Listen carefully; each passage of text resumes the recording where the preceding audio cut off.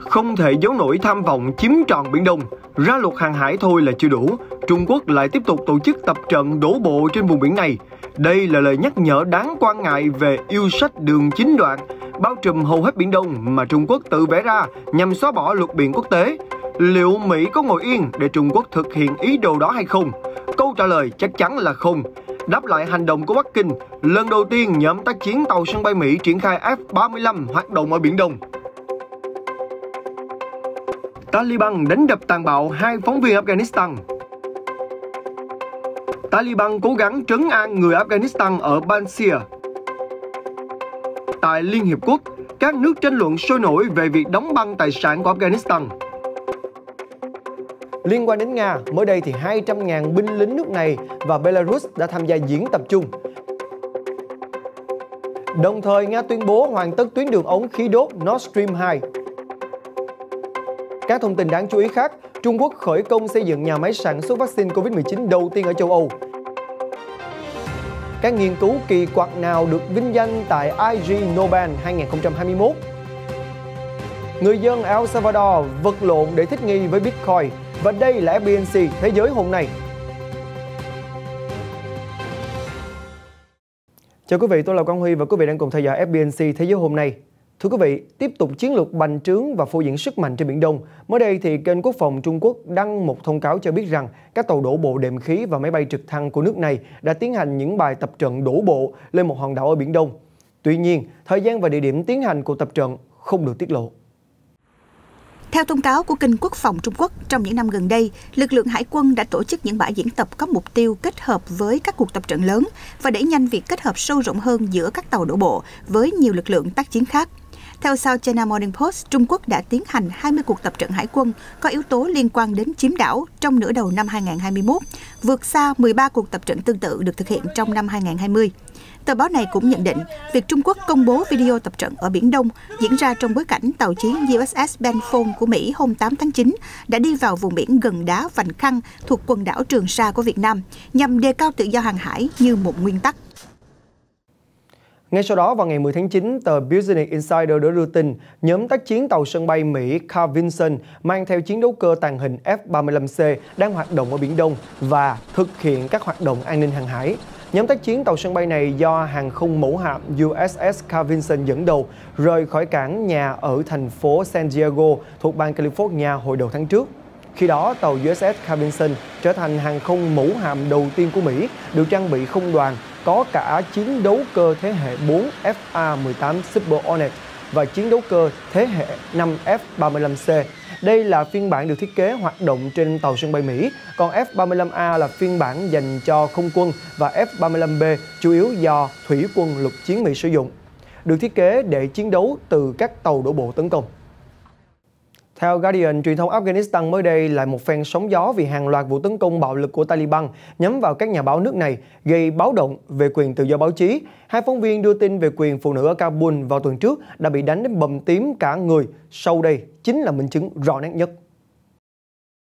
Khi những hình ảnh và thông tin về vụ bắt giữ và đánh đập tàn bạo 2 phóng viên đưa tin về cuộc biểu tình vì quyền của phụ nữ ở Kabul vào tuần trước được công bố hôm 8 tháng 9, Tổ chức Giám sát Nhân đạo HRW và Ủy ban Bảo vệ Nhà báo CPJ đã lên tiếng báo động về nạn bạo lực với các nhà báo ở Afghanistan. Chỉ trong 2 ngày, Taliban đã bắt giữ và sau đó trả tự do cho ít nhất 14 nhà báo đưa tin về các cuộc biểu tình ở Kabul. Ít nhất 6 người trong số họ bị đánh đập bạo lực khi bị bắt giữ. Các nhà báo khác, bao gồm một số làm việc cho đài BBC, cũng bị ngăn cản ghi hình về cuộc biểu tình ngày 3 tháng 9. Trước đó, Taliban đã bắt giữ một phóng viên ảnh của mạng truyền hình tư nhân Tolo News, tịch thu máy ảnh và ngăn các nhà báo khác quay phim về cuộc biểu tình. Ông Stephen Butler, điều phối viên chương trình tại châu Á của CPJ cho biết, Taliban đang nhanh chóng chứng minh rằng những cam kết trước đó về cho phép các phương tiện truyền thông độc lập của Afghanistan tiếp tục hoạt động tự do và an toàn là vô giá trị. Chúng tôi kêu gọi Taliban thực hiện những lời hứa trước đó, ngừng đánh đập và giam giữ các phóng viên đang làm công việc của họ và cho phép các phương tiện truyền thông tự do tác nghiệp mà không sợ bị trả thù. Một nhà báo tên tuổi người Afghanistan giấu tên cho biết, mặc dù các nhân vật cấp cao trong Taliban đảm bảo rằng các phương tiện truyền thông có thể hoạt động tự do, nhưng thực tế là các nhà báo đang phải đối mặt với những mối đe dọa ngày càng lớn từ các thành viên của lực lượng này. Mới đây, các thành viên của Taliban ở tỉnh Panjshir đã kêu gọi người dân trở lại làm việc và hứa sẽ bảo vệ người dân trong khu vực. Vào thứ Hai, Taliban tuyên bố giành chiến thắng ở Panjshir, thành trì cuối cùng ở Afghanistan. Tuyên bố này chiến thắng đã giúp cho Taliban hoàn thành được việc tiếp quản đất nước, mặc dù quân kháng chiến vẫn chưa chịu thừa nhận thất bại. Ngày 8 tháng 9, ông Zahir Abbar, đại sứ tại Tajikistan của chính phủ Afghanistan đã bị lật đổ, cho biết thủ lĩnh lực lượng chống Taliban ở Panjshir, Ahmad San Massoud và cựu phó tổng thống Amrullah Saleh vẫn đang ở quốc gia Tây Nam Á này và lực lượng này vẫn đang chiến đấu với Taliban. Vào hôm thứ Năm ngày 9 tháng 9, Liên Hiệp Quốc cũng đã cảnh báo rằng việc đóng băng hàng tỷ đô la tài sản của Afghanistan để tránh rơi vào tay Taliban chắc chắn sẽ gây ra một cuộc suy thoái kinh tế nghiêm trọng và có thể đẩy thêm hàng triệu người Afghanistan vào cảnh đói nghèo. Đặc phái viên của Liên Hiệp Quốc về Afghanistan, ông Deborah Lyons cũng đã cho biết rằng cần phải tìm ra giải pháp để đưa tiền nhanh chóng chạy về đất nước và có các biện pháp bảo vệ để đảm bảo rằng Taliban không sử dụng sai mục đích. Phần lớn tài sản trị giá 10 tỷ đô la Mỹ của Ngân hàng Trung ương Afghanistan được gửi ở nước ngoài và đây cũng là công cụ chủ chốt để phương Tây gây sức ép với Taliban. Bộ Tài chính Mỹ cho biết rằng họ không nới lỏng các biện pháp trừng phạt Taliban và cũng không nới lỏng các hạn chế đối với quyền truy cập của lực lượng này vào hệ thống tài chính toàn cầu. Quỹ tiền tệ quốc tế cũng đã chặn Taliban tiếp cận các khoản dự trữ khẩn cấp mới trị giá 440 triệu đô la Mỹ. Trong khi đó, thì Phó Đại sứ Liên Hiệp Quốc Zhang Shuang của Trung Quốc lại cho rằng những tài sản này thuộc về Afghanistan và nên được trả cho nước này, không nên dùng nó để làm đòn bẩy cho các mối đe dọa hoặc là kiềm chế. Ngày 9 tháng 9 vừa qua, 113 người bao gồm cả người Mỹ rời khỏi Afghanistan trên một chuyến bay thương mại. Đây là cuộc khởi hành quy mô lớn đầu tiên kể từ khi Mỹ hoàn tất chiến dịch sơ tán sau ngày 30 tháng 8, đánh dấu sự khởi đầu hợp tác khó khăn giữa Mỹ và nhà cầm quyền mới tại Afghanistan. Người phát ngôn của Hội đồng An ninh Quốc gia Mỹ Emily Horne cũng đã đánh giá lực lượng Taliban đã thể hiện sự linh hoạt, có tổ chức và khá chuyên nghiệp trong việc hợp tác với Mỹ triển khai chiến dịch sơ tán công dân từ Afghanistan. Các hành khách đã được đưa đến sân bay Kabul trong một đoàn xe của Qatar sau khi vượt qua các chốt kiểm soát một cách an toàn. Sau khi bay đến Doha, thì nhóm này sẽ được ở trong một khu nhà có người dân từ Afghanistan và những người di cư khác. Mặc dù các chuyến bay quốc tế chở các quan chức nước ngoài, kỹ thuật viên và hàng viện trợ vẫn đến và đi khỏi Afghanistan trong những ngày gần đây, đây chính là chuyến bay dân dụng đầu tiên được khởi hành kể từ khi cuộc sơ tán đầy hỗn loạn của quân đội Mỹ. Ngoại trưởng Iran Hossein Amir-Abdollahian mới đây cũng đã có cuộc gặp với người đồng cấp Qatar Sheikh Mohammed bin Abdulrahman Al Thani tại thủ đô Tehran của Iran. Trong đó thì hai bộ trưởng đã thảo luận về quan hệ giữa Iran và Qatar cũng như là tình hình hiện tại ở Afghanistan. Trong cuộc hội đàm thì Ngoại trưởng Iran cho biết rằng Mỹ phải chịu trách nhiệm về tình hình thảm khốc ở Afghanistan. Qua đó ông thúc giục nước này nhanh chóng thành lập chính phủ mới, tập hợp tất cả các nhóm chính trị để đảo ngược tình thế ở nước này. Bên cạnh đó, Iran cũng đã ca ngợi vai trò của Qatar như là một nhà hòa giải quan trọng trong các vấn đề của Afghanistan. Theo dữ liệu từ Cơ quan Người tị nạn Liên Hiệp Quốc UNHCR, Iran cũng đã cung cấp nơi trú ẩn cho hơn 3,5 triệu người tị nạn Afghanistan trong vài thập kỷ vừa qua và là một trong những nơi tiếp nhận người tị nạn Afghanistan lớn nhất thế giới. Các thông tin liên quan đến Nga, vào ngày 10 tháng 9 vừa qua, thì nước này và Belarus đã triển khai 200.000 quân nhân cùng với hàng trăm đơn vị khí tài tham gia diễn tập chung Zabat 2021 tổ chức tại hai nước. Lễ khai mạc được tổ chức tại thao trường Mulino ở tỉnh Nizhny Novgorod của Nga. Đợt diễn tập quy mô lớn này sẽ kéo dài tới ngày 16 tháng 9 với sự tham gia của 80 máy bay và trực thăng, 290 xe tăng, 240 tổ hợp pháo, pháo phản lực và súng cối cùng với 15 chiến hạm. Thứ trưởng Quốc phòng Nga Nikolai Penkov cũng đã cho biết rằng cuộc diễn tập hoàn toàn mang tính phòng thủ. Mục đích của hoạt động là đào tạo quân nhân triển khai tác chiến trong điều kiện hiện nay, đồng thời tăng khả năng tương thích trong tác chiến của các đồng minh. Nga và Belarus tổ chức diễn tập chung Zabat 2 năm một lần nhằm kiểm tra khả năng phối hợp hoạt động giải quyết các vấn đề an ninh quân sự và toàn vẹn lãnh thổ hai nước, cùng với khả năng tương tác giữa quân đội hai nước trong việc là đẩy lùi hành vi xâm lược từ bên ngoài. Cuộc diễn tập năm nay được tổ chức tại 9 địa điểm ở Nga và biển Baltic cùng với 5 địa điểm tại Belarus.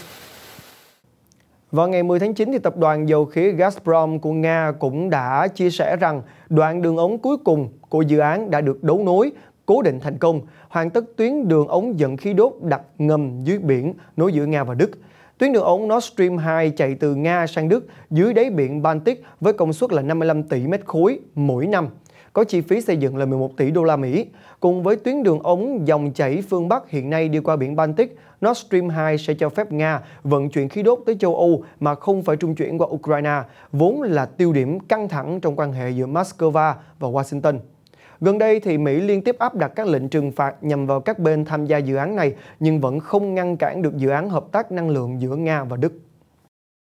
Thưa quý vị, tại hội nghị thượng đỉnh nhóm các nền kinh tế mới nổi hàng đầu thế giới BRICS lần thứ 13 được diễn ra theo hình thức trực tuyến, Chủ tịch Trung Quốc Tập Cận Bình đã nêu các đề xuất thúc đẩy hợp tác thực chất giữa các nước thành viên. Cụ thể, theo ông Tập đã đề xuất tổ chức một diễn đàn về phát triển Internet, công nghiệp và sản xuất kỹ thuật số, một cuộc họp cấp cao về biến đổi khí hậu và một diễn đàn về dữ liệu lớn thúc đẩy phát triển bền vững. Ông cho biết rằng Trung Quốc sẽ tổ chức hội thảo về quản trị và diễn đàn về giao lưu nhân dân và văn hóa, đồng thời mở một khóa đào tạo trực tuyến cho các chuyên gia trong lĩnh vực truyền thông của 5 nước. Ông cũng gợi ý thành lập một liên minh BRICS về đào tạo nghề để tổ chức các cuộc thi tay nghề. Ông Tập đánh giá nhóm này đã trở thành một lực lượng quan trọng trên trường quốc tế. Trong 15 năm vừa qua, thì 5 nước cũng đã tăng cường hợp tác chiến lược và thúc đẩy tin cậy chính trị trên tinh thần cởi mở, bao trùm và bình đẳng, tôn trọng hệ thống xã hội và con đường phát triển của nhau, đồng thời tìm ra cách thức hợp lý để các nước gắn kết với nhau. Hãng thông tấn Trung ương Triều Tiên KCNA hôm qua 10 tháng 9 đưa tin, nhà lãnh đạo Triều Tiên Kim Jong-un đã có chuyến thăm đến cung điện mặt trời Kumsusan để tưởng nhớ cha, ông Kim Jong-il, cùng với ông nội, ông Kim Nhật Thành, nhân kỷ niệm 73 năm ngày Quốc khánh Triều Tiên. Trong chuyến thăm tới cung điện mặt trời nhân ngày Quốc khánh đất nước, ông Kim Jong-un đi cùng với phu nhân Ri Sol-ju và nhiều quan chức hàng đầu của Triều Tiên. Theo KCNA, nhà lãnh đạo Triều Tiên tới viếng các cựu lãnh đạo đất nước sau khi quốc gia này tổ chức một cuộc duyệt binh lớn vào rạng sáng ngày 9 tháng 9. Chủ tịch Kim Jong-un cũng tham gia sự kiện nhưng không có bài phát biểu như mọi lần. Thay vào đó là trưởng ban tuyên truyền Trung ương Đảng Lao động Triều Tiên Ri Won. Chuyển sang một số thông tin về tình hình dịch bệnh, vào ngày 9 tháng 9 vừa qua, Cơ quan Dược phẩm châu Âu EMA đánh giá biến thể MU có thể là biến thể đáng lo ngại, mặc dù đến nay chưa có dữ liệu nào cho thấy biến thể này có thể vượt mặt biến thể Delta, vốn là biến thể có mức độ lây nhiễm cao và đang thống trị tại nhiều nước. Người phụ trách chiến lược vaccine của EMA, ông Marco Cavallari, cho biết rằng EMA đang tập trung chủ yếu vào biến thể Delta, nhưng cũng đang nghiên cứu các biến thể khác có khả năng lây lan như biến thể Lambda được phát hiện ở Peru hay không. Ông cho biết thêm rằng EMA sẽ thảo luận với các nhà phát triển vaccine ngừa COVID-19 về tính hiệu quả của các loại vaccine COVID-19 hiện nay trong phòng ngừa biến thể MU. Biến thể MU lần đầu tiên được phát hiện tại Colombia vào tháng 1 năm nay. Hồi đầu tháng 9, thì bà Marcela Mercado, một quan chức y tế cấp cao của Colombia, cho biết biến thể này đã gây ra đợt dịch bùng phát thứ 3 chết chóc tại Colombia từ tháng 4 đến tháng 6 năm nay. Trong giai đoạn này, thì Colombia cũng đã ghi nhận khoảng 700 ca tử vong mỗi ngày và gần 2/3 số người chết có kết quả xét nghiệm dương tính với biến thể MU. Vào ngày 9 tháng 9 vừa qua, cơ sở sản xuất vaccine ngừa COVID-19 của Trung Quốc tại châu Âu đã được khởi công xây dựng tại Serbia. Dự kiến rằng nhà máy sẽ sản xuất khoảng 30 triệu liều vaccine hàng năm bắt đầu từ tháng 4 2022, cung cấp vaccine Sinopharm cho Serbia và một số nước trong khu vực và châu Âu. Viên đá đầu tiên đặt nền móng cho nhà máy được Tổng thống Serbia Aleksandar Vučić thực hiện trước sự chứng kiến của Đại sứ Trung Quốc Chen Bo. Tại buổi lễ khởi công, thì ông Chen Bo cho biết rằng vaccine COVID-19 là rất cần thiết cho việc ứng phó với đại dịch và thúc đẩy phát triển kinh tế. Vào tháng Giêng năm nay, thì Serbia cũng đã bắt đầu chiến dịch tiêm chủng hàng loạt với vaccine của Sinopharm. Đây là loại vaccine được sử dụng rộng rãi nhất tại quốc gia này.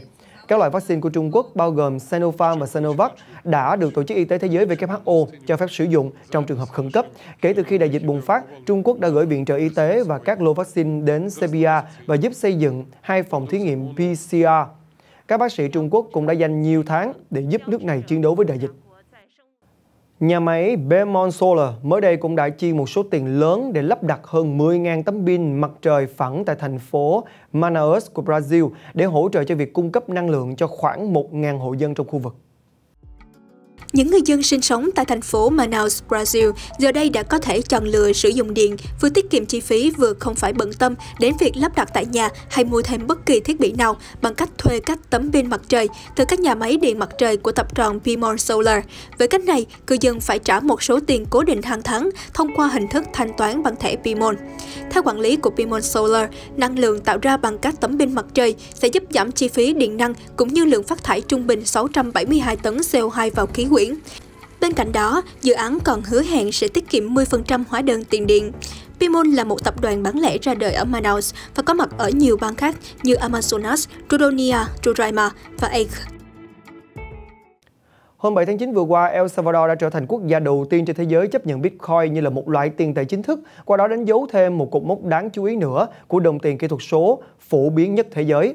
Cho đến nay thì dường như người dân vẫn chưa thể thích nghi được với đồng tiền mới. Đã có nhiều nhầm lẫn xảy ra, tương tự như là lúc đất nước này chấp nhận đồng đô la Mỹ làm tiền tệ quốc gia vào năm 2001. Vào năm 2001, El Salvador đã chấp nhận dùng đồng đô la Mỹ làm tiền tệ quốc gia. Vào thời điểm đó, người dân nước này cũng vô cùng khó khăn mới có thể thích nghi được. Tương tự, giờ đây họ phải tiếp tục thích nghi với một loại tiền mới không phải là đơn vị tiền tệ của một quốc gia nào, mà đó là Bitcoin, đồng tiền ảo phổ biến nhất thế giới. Chính quyền của Tổng thống Nayib Bukele đã lên kế hoạch chi 220 triệu đô la cho việc hợp pháp hóa Bitcoin, trong đó bao gồm khoản tín dụng 30 đô la Mỹ bằng Bitcoin cho những người sử dụng Chaivo, ví điện tử của chính phủ, có thể được sử dụng để thanh toán bằng Bitcoin hoặc đô la Mỹ. Tuy nhiên, một số người dân địa phương đã phàn nàn rằng ứng dụng này có quá nhiều lỗi, trong khi những người khác bày tỏ sự không chắc chắn về giá trị của Bitcoin. Khi đồng đô la Mỹ lần đầu tiên được áp dụng cũng có nhiều rắc rối, khiến người dân chưa quen. Tương tự như vậy, người dân hiện nay cũng đang rất rắc rối với Bitcoin, nhưng tôi nghĩ rồi mọi người cũng sẽ quen thôi. Đối với một số người làm việc tự do, họ lại không thấy tiền kỹ thuật số có ích gì, bởi vì thu nhập của họ quá thấp. Bà Rosa Cordero, một người dân địa phương kiếm sống hàng ngày bằng nghề bán bánh kẹo trên xe đẩy trong một công viên ở Santa Tecla, nói rằng việc thích ứng với đồng đô la Mỹ đã từng khiến bà mất nhiều thời gian. Và giờ đây bà sợ rằng với kiến thức công nghệ hạn chế của mình, Bitcoin sẽ khiến cho bà chật vật thêm một khoảng thời gian dài. Tôi không biết đọc cũng không biết viết, và bây giờ sẽ thế nào nếu tôi cũng không biết sử dụng điện thoại? Tôi sắp chết vì đói rồi. Các nhà bán lẻ toàn cầu hoạt động ở El Salvador đã chấp nhận Bitcoin tại một số cửa hàng, bao gồm McDonald's và Starbucks, cùng với hệ thống cửa hàng địa phương khác. Thưa quý vị, trái ngược với giải thưởng Nobel danh giá thì Ig Nobel lại là giải thưởng dành để tôn vinh các nghiên cứu khoa học kỳ quặc, khiến cho nhiều người phải bật cười. Và trong một buổi lễ được tổ chức trực tuyến thay vì là trong nhà hát thông thường tại Đại học Harvard vừa qua, thì những người đoạt giải Nobel thực sự đã trao 10 giải Ig Nobel cho các nhà khoa học, nhà kinh tế, bác sĩ và nhà toán học từ 24 quốc gia trên 6 lục địa. Vậy thì các nghiên cứu này kỳ quặc đến đâu? Mời quý vị sẽ cùng tham gia buổi lễ trao giải đặc biệt này ngay sau đây. Nghiên cứu về treo ngược tê giác giành giải thưởng nghiên cứu vận chuyển của Ig Nobel năm nay. Bác sĩ thú y về động vật hoang dã Robin Radcliffe, Đại học Cornell và các đồng nghiệp đã treo ngược 12 con tê giác trong 10 phút ở Namibia vì muốn biết sức khỏe của những con vật có bị tổn hại khi bị treo trên trực thăng không. Đây là hoạt động vận chuyển ngày càng được sử dụng nhiều trong công tác bảo tồn ở châu Phi. Tuy nhiên, chưa ai thực hiện cuộc điều tra cơ bản để xem chức năng tim và phổi của động vật có thích ứng được với việc bị treo ngược hay không. Do đó, nhóm của bác sĩ Robin đã phối hợp với Bộ Môi trường, Lâm nghiệp và Du lịch Namibia treo lên cần cẩu 12 con tê giác đen đã tiêm an thần, sau đó đo phản ứng thể chất của chúng. Kết quả cho thấy những con tê giác ứng phó rất tốt với trạng thái này. Một số giải thưởng khác cũng gây cười không kém, có thể kể đến là giải kinh tế thuộc về ông Buffalo Blavatsky, cho phát hiện về tình trạng béo phì của các chính trị gia ở một quốc gia có thể là một dấu hiệu tốt về tình trạng tham nhũng của quốc gia đó. Giải hòa bình thuộc về ông Ethan Speseris và các đồng nghiệp, cho thử nghiệm giả thuyết rằng con người tiến hóa râu để bảo vệ bản thân khỏi những cú đấm vào mặt. Giải thưởng Ig Nobel được những người đoạt giải Nobel thực sự trao tặng, bao gồm bà Frances Arnold, Nobel Hóa học 2018, ông Marty Shafee và ông Eric Maskin đạt giải Nobel Kinh tế học 2007. Những người chiến thắng Ig Nobel nhận được một chiếc cúp phải tự lắp ráp từ bản in PDF và giải thưởng tiền tượng trưng dạng tiền Zimbabwe trị giá 10.000 tỷ đô la. Theo kế hoạch đã đề ra, chính quyền Kuwait mới đây cũng đã bắt đầu tái chế số lượng lớp xe khổng lồ tại nghĩa địa lớp xe được đánh giá là lớn nhất thế giới, nằm ở phía bắc nước này. Trong tương lai thì khu vực này sẽ trở thành một khu dân cư mới. Có khoảng hơn 42 triệu lớp xe cũ nằm chất đống tại nghĩa địa lớp xe ở miền Bắc Kuwait trong suốt gần 2 thập kỷ qua. Thế nhưng giờ đây, số lớp xe này đã bắt đầu được tái chế thành những vật liệu thân thiện với môi trường, như một phần nằm trong nỗ lực giải quyết vấn đề rác thải của chính quyền quốc gia vùng vịnh này. Bãi rác khổng lồ chỉ cách khu dân cư ngoại ô khoảng 7 km nên đã ảnh hưởng đến cuộc sống người dân địa phương bởi làn khói đen từ những đám cháy lớn tại đây. Theo kế hoạch, Coes sẽ xây dựng 25.000 ngôi nhà mới trên 9 địa điểm, từng là nghĩa địa lốp xe trong tháng này, sau khi hoàn tất quá trình vận chuyển tất cả lốp xe tới một địa điểm mới tại nhà máy ở Al Sami, gần biên giới với Ả Rập Xê Út, nơi chúng sẽ được tái chế. Nhà máy này thuộc quyền điều hành của công ty tái chế thương mại tổng hợp toàn cầu EBSCO, bắt đầu hoạt động từ tháng 1 năm nay với nhiệm vụ phân loại và các vụn lốp xe, sau đó sẽ được ép thành các viên gạch lát sàn màu cao su. Theo ông Ala Hassan, giám đốc điều hành EBSCO, nhà máy có thể tái chế tới 3 triệu lốp xe mỗi năm. Nhà máy đang mang lại nhiều lợi ích cho xã hội bằng cách biến những lốp xe bị vứt bỏ thành các sản phẩm tươi dùng, sẽ được bán trong nước cũng như xuất khẩu sang các quốc gia láng giềng vùng vịnh và châu Á. Giữa bối cảnh biến đổi khí hậu đang trở nên tàn khốc hơn, thì việc tái chế lốp xe, một phế liệu độc hại với môi trường, cũng hiện là một vấn đề lớn đối với nhiều quốc gia trên thế giới, khi số lượng lốp xe thải ra liên tục tăng lên mỗi năm. Giới chức của Kuwait, một đất nước dầu mỏ cũng là một thành viên OPEC, hy vọng rằng Al Sami sẽ trở thành một trung tâm tái chế lốp xe với nhiều nhà máy được xây dựng và quy hoạch hơn. Thưa quý vị, video được hãng tin Reuters đăng tải mới đây cho thấy hình ảnh thú vị ghi lại khoảnh khắc chú chim đuôi dài màu nâu đang nhại lại tiếng em bé đang khóc vô cùng xuất sắc. Con vật này là cá thể của loài chim lia tên là Echo và hiện được nuôi dưỡng tại vườn thú Taronga ở thành phố Sydney của Úc. Và theo người giám sát vườn thú thì chú chim Echo này đã bắt đầu bắt chước nhiều tiếng kêu khác nhau cách đây 1 năm. Thường là một số tiếng nó nghe được từ những du khách đến thăm vườn thú. Loài chim lia là một trong 2 loài chim bản địa nổi tiếng của Úc. Chúng được đặc biệt chú ý bởi khả năng bắt chước âm thanh tuyệt vời cùng với vẻ đẹp nổi bật từ chiếc đuôi khổng lồ của những cá thể đực được sử dụng để tán tỉnh bạn tình. Thông tin vừa rồi cũng đã khép lại FBNC Thế giới hôm nay. Cảm ơn quý vị đã quan tâm theo dõi. Quang Huy xin chào và hẹn gặp lại.